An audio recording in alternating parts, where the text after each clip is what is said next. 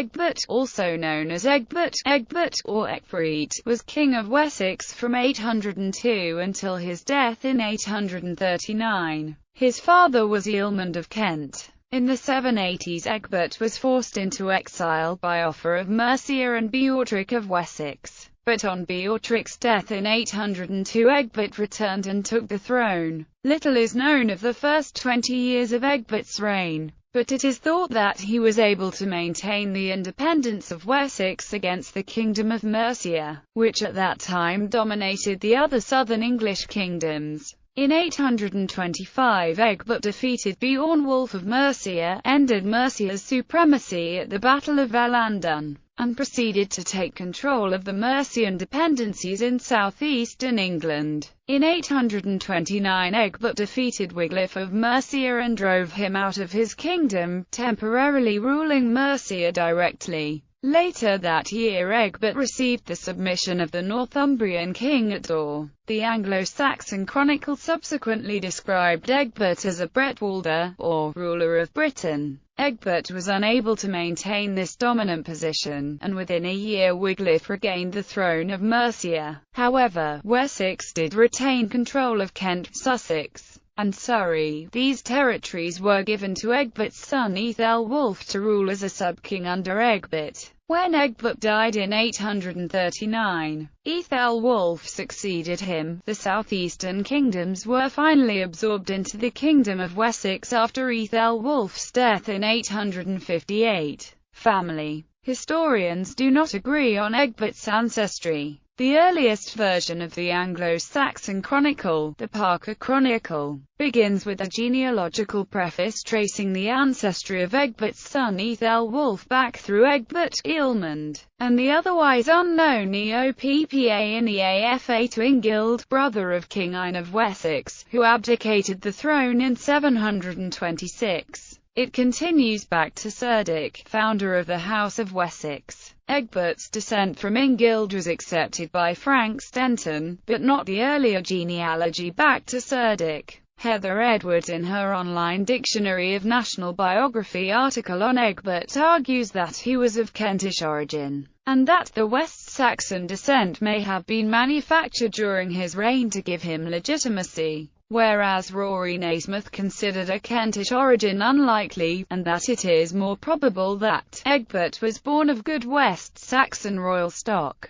Egbert's wife's name is unknown. A 15th-century chronicle now held by Oxford University names Egbert's wife as Redburga, who was supposedly a relation of Charlemagne in that he married when he was banished to Francia. But this is dismissed by academic historians in view of its late date. He is reputed to have had a half-sister Alberga, later to be recognized as a saint for her founding of Wilton Abbey. She was married to Wulfstan, Ealdorman of Wiltshire, and on his death in 802 she became a nun, abbess of Wilton Abbey. He was believed at one time to also be the father of Saint Eadgyth of Polesworth and Ethelstan of Kent. Political context and early life. Offa of Mercia, who reigned from 757 to 796, was the dominant force in Anglo-Saxon England in the second half of the 8th century. The relationship between Offa and Cynewulf, who was king of Wessex from 757 to 786, is not well documented, but it seems likely that Cynewulf maintained some independence from Mercian overlordship. Evidence of the relationship between kings can come from charters, which were documents which granted land to followers or to churchmen, and which were witnessed by the kings who had power to grant the land. In some cases a king will appear on a charter as a subregulus, or sub-king, making it clear that he has an overlord. Cynewulf appears as king of the West Saxons on a charter of Offa's in 772, and he was defeated by Offa in battle in 779 at Bensington. But there is nothing else to suggest Cynewulf was not his own master, and he is not known to have acknowledged Offa as overlord. Offa did have influence in the southeast of the country. A charter of 764 shows him in the company of Egbert of Kent, suggesting that Offa's influence helped place Egbert on the throne.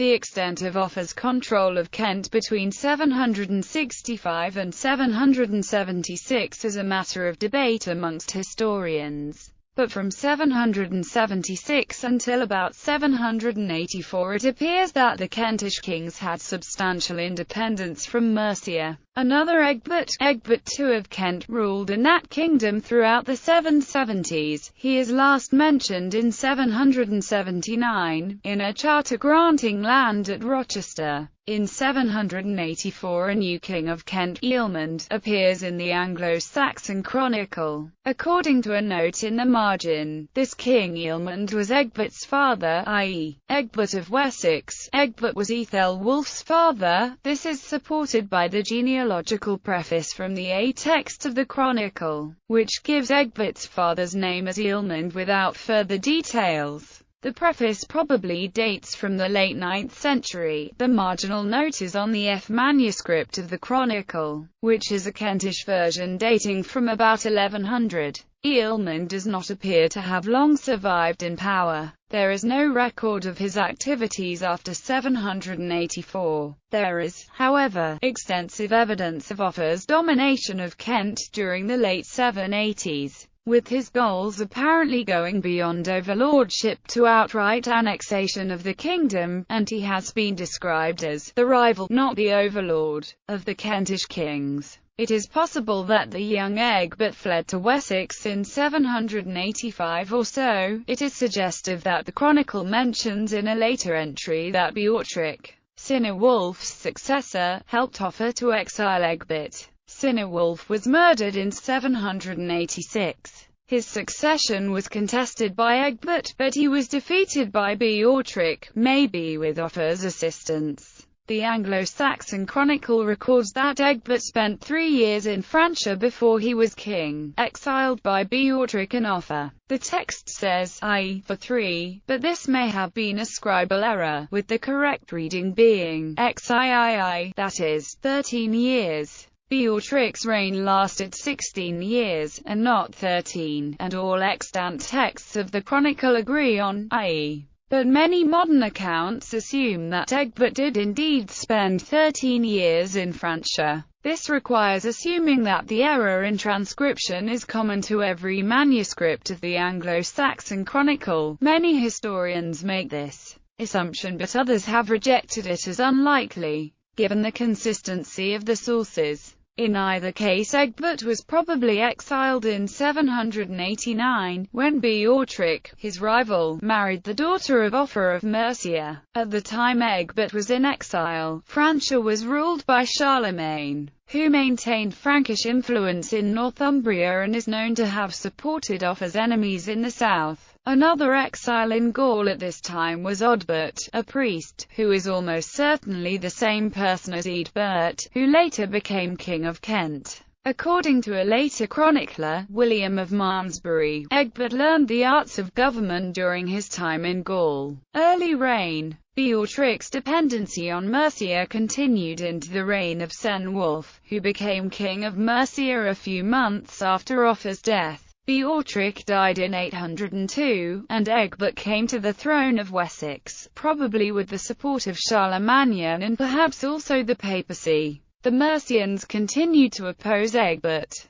The day of his accession, the Hwicce attacked, under the leadership of their ealdorman, Ethelmund. Weohstan, a Wessex ealdorman, met him with men from Wiltshire. According to a 15th-century source, Weohstan had married Alberga, Egbert's sister, and so was Egbert's brother-in-law. The Hwicce were defeated, though Weohstan was killed as well as Ethelmund. Nothing more is recorded of Egbert's relations with Mercia for more than 20 years after this battle. It seems likely that Egbert had no influence outside his own borders. But on the other hand, there is no evidence that he ever submitted to the overlordship of Cenwulf. Cenwulf did have overlordship of the rest of southern England, but in Cenwulf's charters the title of Overlord of the Southern English never appears, presumably in consequence of the independence of the Kingdom of Wessex. In 815 the Anglo-Saxon Chronicle records that Egbert ravaged the whole of the territories of the remaining British kingdom, Dumnonia. Known to the author of the Anglo-Saxon Chronicle as the West Welsh, the territory was about equivalent to what is now Cornwall. 10 years later, a charter dated the 19th of August 825 indicates that Egbert was campaigning in Dumnonia again. This may have been related to a battle recorded in the Chronicle at Gefilford in 823, between the men of Devon and the Britons of Cornwall, the Battle of Ellendun.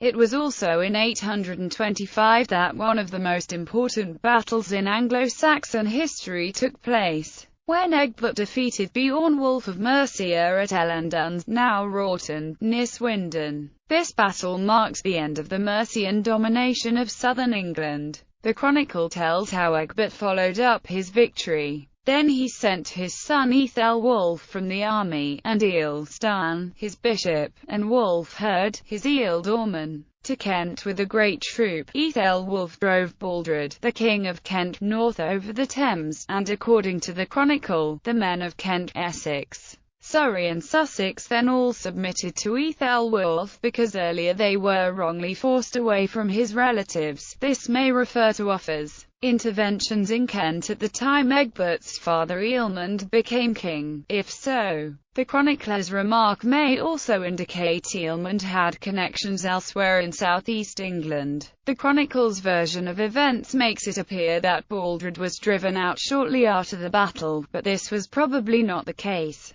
A document from Kent survives which gives the date, March 826, as being in the third year of the reign of Beornwulf. This makes it likely that Beornwulf still had authority in Kent at this date, as Baldred's overlord, hence Baldred was apparently still in power. In Essex, Egbert expelled King Sigurd, though the date is unknown. It may have been delayed until 829, since a later chronicler associates the expulsion with a campaign of Egbert's in that year against the Mercians. The Anglo-Saxon Chronicle does not say who was the aggressor at Ellendun, but one recent history asserts that Beornwulf was almost certainly the one who attacked. According to this view, Beornwulf may have taken advantage of the Wessex campaign in Dumnonia in the summer of 825. Beornwulf's motivation to launch an attack would have been the threat of unrest or instability in the southeast.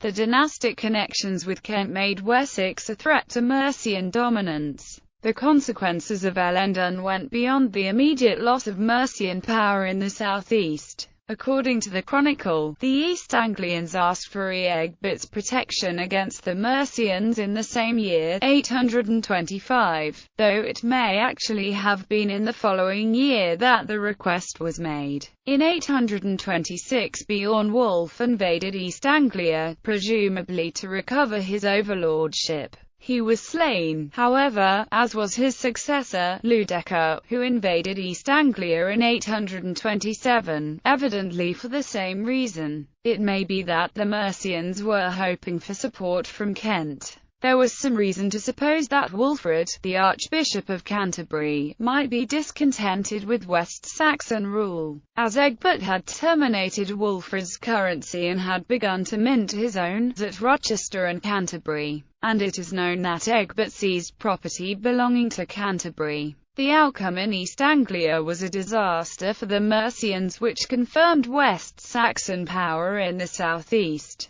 Defeat of Mercia. In 829 Egbert invaded Mercia and drove Wiglaf, the king of Mercia, into exile. This victory gave Egbert control of the London Mint, and he issued coins as king of Mercia. It was after this victory that the West Saxon scribe described him as a Bretwalder, meaning wide ruler, or Britain ruler, in a famous passage in the Anglo-Saxon Chronicle. The relevant part of the annal reads, in the c. manuscript of the Chronicle, Thy geodek breet sing merchna rai call that be southern humber waes, he waes artith the sing the Bretenan wielded waes. In modern English, The previous 7 Bredvaldas are also named by the chronicler, who gives the same 7 names that Bede lists as holding Imperium, starting with IL of Sussex and ending with Oswiu of Northumbria. The list is often thought to be incomplete, omitting as it does some dominant Mercian kings such as Penda and Offa. The exact meaning of the title has been much debated. It has been described as a term of encomiastic poetry, but there is also evidence that it implied a definite role of military leadership. Later in 829, according to the Anglo-Saxon Chronicle, Egbert received the submission of the Northumbrians at Dor. The Northumbrian king was probably Eanred. According to a later chronicler, Roger of Wendover, Egbert invaded Northumbria and plundered it before Eanred submitted. When Egbert had obtained all the southern kingdoms, he led a large army into Northumbria, and laid waste that province with severe pillaging, and made King Eanred pay tribute. Roger of Wendover is known to have incorporated Northumbrian annals into his version. The chronicle does not mention these events. However, the nature of Eanred's submission has been questioned. One historian has suggested that it is more likely that the meeting at Dor represented a mutual recognition of sovereignty. In 830 Egbert led a successful expedition against the Welsh, almost certainly with the intent of extending West Saxon influence into the Welsh lands previously within the Mercian orbit. This marked the high point of Egbert's influence. Reduction in influence after 829. In 830, Mercia regained its independence under Wiglaf. The chronicle merely says that Wiglaf obtained the kingdom of Mercia again, but the most likely explanation is that this was the result of a Mercian rebellion against Wessex rule. Egbert's dominion over southern England came to an end with Wiglaf's recovery of power. Wiglaf's return is followed by evidence of his independence from Wessex. Charters indicate Wiglaf had authority in Middlesex and Berkshire, and in a charter of 836 Wiglaf uses the phrase, "my bishops, duces, and magistrates," to describe a group that included 11 bishops from the episcopate of Canterbury, including bishops of sees in West Saxon territory. It is significant that Wiglaf was still able to call together such a group of notables. The West Saxons, even if they were able to do so, held no such councils. Wiglaf may also have brought Essex back into the Mercian orbit during the years after he recovered the throne. In East Anglia, King Aethelstan minted coins, possibly as early as 827, but more likely c. 830 after Egbert's influence was reduced with Wiglaf's return to power in Mercia. This demonstration of independence on East Anglia's part is not surprising, as it was Aethelstan who was probably responsible for the defeat and death of both Beornwulf and Ludeca. Both Wessex's sudden rise to power in the late 820s, and the subsequent failure to retain this dominant position, have been examined by historians looking for underlying causes. One plausible explanation for the events of these years is that Wessex's fortunes were to some degree dependent on Carolingian support.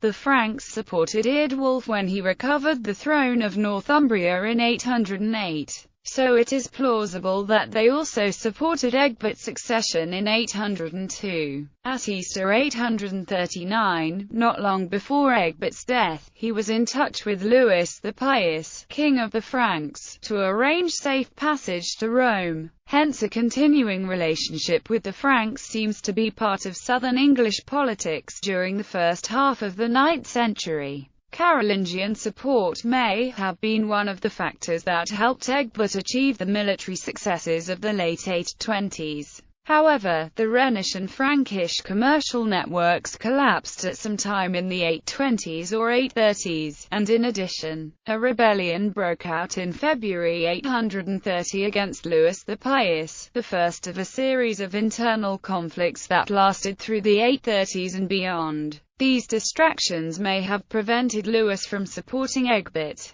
In this view, the withdrawal of Frankish influence would have left East Anglia, Mercia and Wessex to find a balance of power not dependent on outside aid. Despite the loss of dominance, Egbert's military successes fundamentally changed the political landscape of Anglo-Saxon England. Wessex retained control of the southeastern kingdoms, with the possible exception of Essex, and Mercia did not regain control of East Anglia. Egbert's victories marked the end of the independent existence of the kingdoms of Kent and Sussex. The conquered territories were administered as a sub-kingdom for a while, including Surrey and possibly Essex. Although Ethelwulf was a sub-king under Egbert, it is clear that he maintained his own royal household, with which he travelled around his kingdom. Charters issued in Kent described Egbert and Ethelwulf as kings of the West Saxons and also of the people of Kent. When Ethelwulf died in 858, his will, in which Wessex is left to one son, and the southeastern kingdom to another, makes it clear that it was not until after 858 that the kingdoms were fully integrated. Mercia remained a threat, however. Egbert's son Ethelwulf, established as King of Kent, gave estates to Christchurch, Canterbury, probably to counter any influence the Mercians might still have there. In the southwest, Egbert was defeated in 836 at Carhampton by the Danes, but in 838 he won a battle against them and their allies the West Welsh at the Battle of Hingston Down in Cornwall. The Dumnonian royal line continued after this time, but it is at this date that the independence of one of the last British kingdoms may be considered to have ended. The details of Anglo-Saxon expansion into Cornwall are quite poorly recorded, but some evidence comes from place names. The River Ottery, which flows east into the Tamar near Launceston, appears to be a boundary. South of the Ottery the place names are overwhelmingly Cornish, whereas to the north they are more heavily influenced by the English newcomers.